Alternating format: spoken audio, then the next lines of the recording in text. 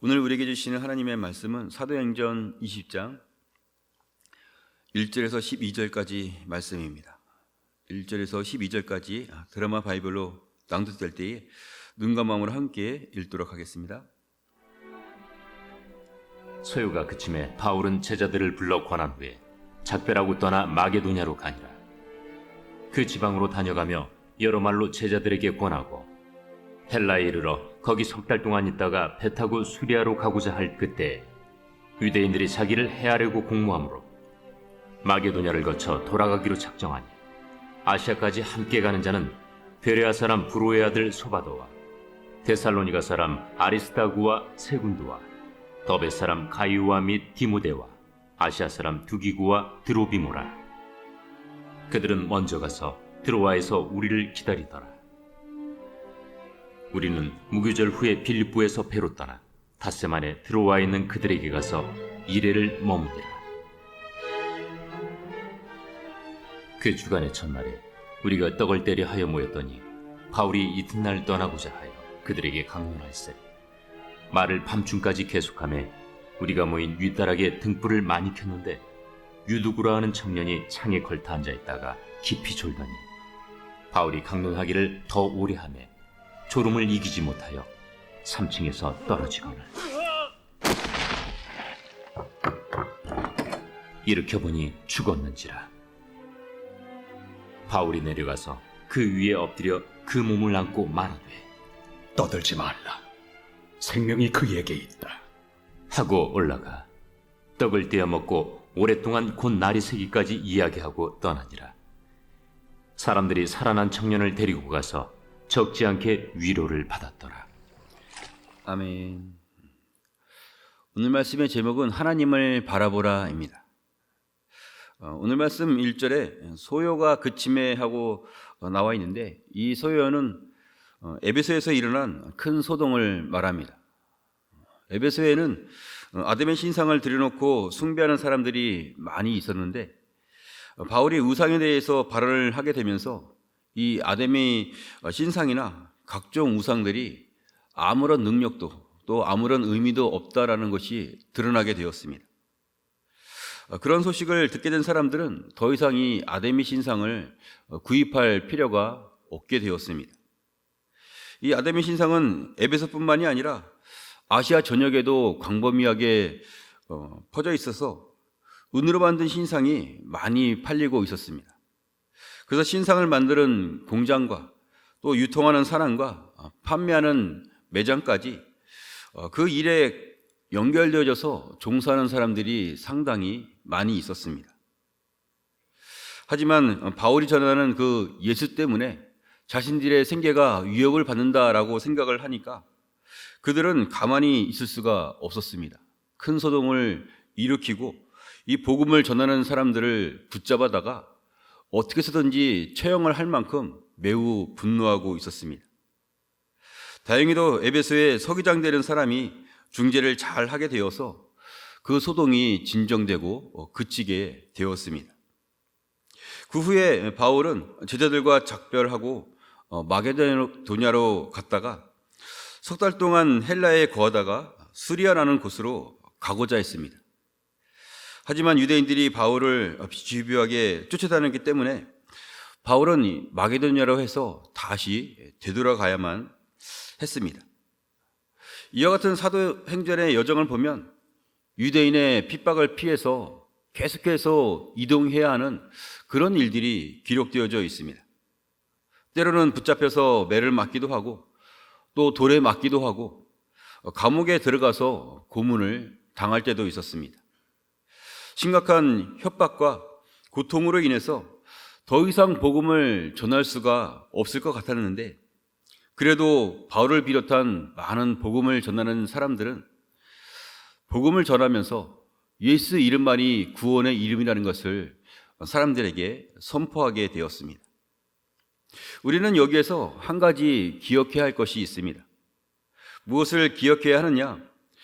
혼란스러운 세상이 아닌 변함없는 하나님을 바라보아야 한다는 것을 우리는 기억해야 합니다.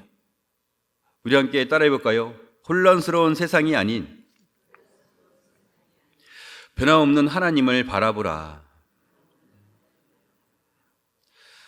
바울과 제자들과 복음을 전하는 자들은 계속해서 핍박을 받았습니다. 심지어 한 명씩 한 명씩 죽임을 당해서 세상을 떠나기도 했습니다. 큰 소리를 외치는 사람들, 화가 난 사람들, 선한 사람들이 붙잡혀 끌려가는 모습을 보면 너무나 혼란스럽습니다. 세상을 보면 이건 아닌 것 같고 진리는 없어 보였습니다.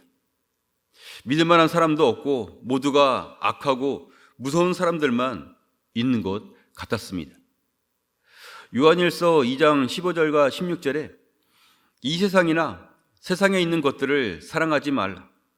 누구든지 세상을 사랑하면 아버지의 사랑이 그 안에 있지 아니하니 이는 세상에 있는 모든 것이 육신의 정욕과 안목의 정욕과 이생의 자랑이니 다 아버지께로부터 온 것이 아니요 세상으로부터 온 것이라 하고 말씀하셨습니다.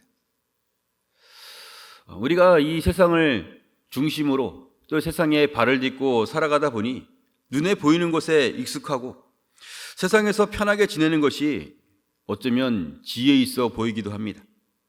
그러나 여러분, 결국 세상은 흔들리고 무너지게 되어 있습니다. 흔들리지 않고 무너지지 않는 것은 이 세상에 있는 것이 아니라 하나님밖에 없습니다. 하나님이 지으신 나라가 영원하고 하나님이 말씀하신 것만이 변하지 않는 것입니다. 시편 146편 3절에서 5절 말씀에 귀인들을 의지하지 말며 도울 힘이 없는 인생도 의지하지 말지니 그의 호흡이 끊어지면 흙으로 돌아가서 그날에 그의 생각이 소멸하리로다. 야곱의 하나님을 자기의 도움으로 삼으며 여호와 자기 하나님에게 자기의 소망을 두는 자는 복이 있도다 하고 말씀하셨습니다. 야곱의 하나님은 약속을 이루시는 하나님을 의미합니다.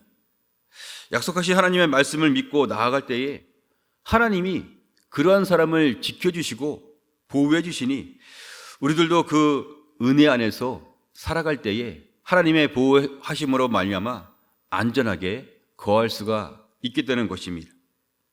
나의 하나님에게 나의 소망을 두고 살아간다면 그 소망을 하나님이 이루어 주시니 복이 있는 사람이 되는 것이죠. 그래서 우리는 하나님을 바라보아야 합니다. 하나님을 바라보며 살고자 하는 자에게 하나님이 살아있는 은혜를 더해 주실 줄로 믿습니다. 바울과 제자들과 복음을 전하는 자들이 어떻게 죽는 순간까지 믿음으로 살아갈 수가 있었을까요? 하나님이 그들에게 은혜를 더해 주셨기 때문입니다. 힘들고 눈물 나고 무서운 일이 있어도 그것을 이겨낼 수 있는 은혜와 사랑을 더욱더 분명하게 하셨기 때문에 나를 구원하신 그 십자가의 은혜로 얼마든지 전진하며 살아갈 수가 있었습니다. 우리들도 하나님을 바라보며 나아갈 때에 살아계신 하나님이 은혜를 더해 주시고 우리에게 새 힘을 부어 주실 줄로 믿습니다. 우리 육체는 시간이 지날수록 분명 약해질런지는 몰라도 우리 영혼은 날마다 하나님이 주시는 은혜로 말미암아 더욱더 새로워질 줄로 믿습니다. 고린도후서 4장 16절에 그러므로 우리가 낙심하지 아니하노니 우리의 겉사람은 낡아지나 우리의 속사람은 날로 새로워지도다 하고 말씀하셨습니다. 우리는 보여지는 세상으로 낙심할 것이 아니라 날마다 새롭게 하시는 은혜로 감사함으로 살아갈 수 있기를 바랍니다. 우리가 살아가는 세상에는 기가 막히고 숨이 막힐 만한 그런 일들이 많이 일어납니다. 생각지도 못한 일이 생겨서 놀라기도 합니다. 오늘 말씀 후반부에도 보니까 한 청년이 죽는 일이 생겼습니다. 9절 말씀에 유두고라 하는 청년이 창에 걸터 앉아 있다가 깊이 졸더니 바울이 강론하기를 더 오래 하며 졸음을 이기지 못하여 3층에서 떨어지거늘 일으켜보니 죽었는지라 하고 나와 있습니다. 바울이 떠나야 할 마지막 밤이 되었기 때문에 강론을 매우 길게 했습니다. 유두고라는 청년이 창가에 앉아서 그런 말씀을 듣다가 깊이 졸게 되었습니다. 그 조는 정도가 너무 심해서인지 그 3층 높이에서 떨어져서 죽게 되었습니다. 어쩌면 복음에 있어서 치명타가 될 만한 아주 좋지 않은 일이 생기고 말았습니다. 그러나 바울이 그 청년을 안고 떠들지 말라, 생명이 그에게 있다 하고 말을 하면서 기도할 때에 하나님이 그 죽었던 유두고를 다시 살아나게 역사해 주셨습니다. 세상에서는 낙심할 일이 생길 수 있지만 하나님은 낙심할 일을 소망의 일로 바꾸어 주실 수 있습니다. 바울에게 오늘이라는 시간이 하나님이 이루시는 새로운 날이라는 것을 이 유두고의 사건을 통해서 분명하게 알게 하셨습니다. 유두고 청년에게도 오늘이라는 시간은 하나님이 다시 살게 하는 그런 놀라운 날이라는 것을 알 수 있도록 역사해 주셨습니다. 하나님이 오늘을 어제와 완전히 다른 새로운 날이라는 것을 밝게 보여주신 것입니다. 여러분, 오늘이라는 시간이 참으로 소중하고 아름다운 시간임을 기억할 수 있기를 바랍니다. 시편 118편 24절에 이 날은 여호와께서 정하신 것이라, 이 날에 우리가 즐거워하고 기뻐하리로다 하고 말씀하셨습니다. 이 날은 하나님이 새롭게 창조하신 날입니다. 이 날은 예수 그리스도로 새롭게 주어진 날을 말씀하고 있습니다. 하나님이 얼마나 소중하게 여기시는 날인지 안다면 우리는 하나님으로 감사할 수 있습니다. 하나님이 우리를 위해 아름다운 시간을 허락하셨으니 그 은혜에 힘 입는 자가 될 수 있기를 축복합니다. 마태복음 6장 33절과 34절에 그런즉 너희는 먼저 그의 나라와 그의 의를 구하라. 그리하면 이 모든 것을 너희에게 더하시리라. 그러므로 내일 일을 위하여 염려하지 말라. 내일 일은 내일이 염려할 것이요 한날의 괴로움은 그날로 족하니라 하고 말씀하셨습니다. 우리는 살아가면서 수많은 일들을 만나게 됩니다. 우리는 많은 일들 가운데 과연 어떠한 마음으로 살아가고 있습니까? 내일이 오지 않았는데 미리 염려하면서 괴로워하고 있지는 않습니까? 괴로워하는 그 시간들에 매여서 땅의 공만을 바라보고 있는 것은 아닙니까? 우리들은 먼저 그의 나라와 그의 의를 구할 수 있어야 하겠습니다. 이것이 하나님을 바라보는 자의 모습인 것입니다. 오늘 허락하신 은혜에 힘입어서 주의 나라를 위해 나아갈 때에 변함없이 일하시는 하나님을 보게 될 것입니다. 하나님이 그런 자에게 자신을 밝히 보여주시기 때문입니다. 하나님은 우리에게 가장 좋은 것으로 채워주기를 원하고 계십니다. 고린도전서 12장 31절에 너희는 더욱 큰 은사를 사모하라. 내가 또한 가장 좋은 길을 너희에게 보이리라 하고 말씀하셨습니다.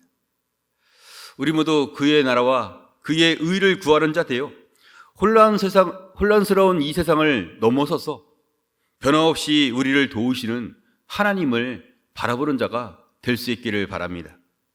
하나님이 그 크신 팔로 우리를 붙들어 주시고 하나님의 놀라운 능력으로 우리를 이끌어 주셔서 이 모든 험한 세상을 넉넉히 이기고 오히려 하나님의 영광을 나타낼 수 있는 복된 사람으로 인도해 주실 것입니다. 하나님으로 넓은 마음을 갖고 주를 향해서 힘차게 나아갈 수 있는 우리 모두가 될 수 있기를 주님의 이름으로 축원합니다.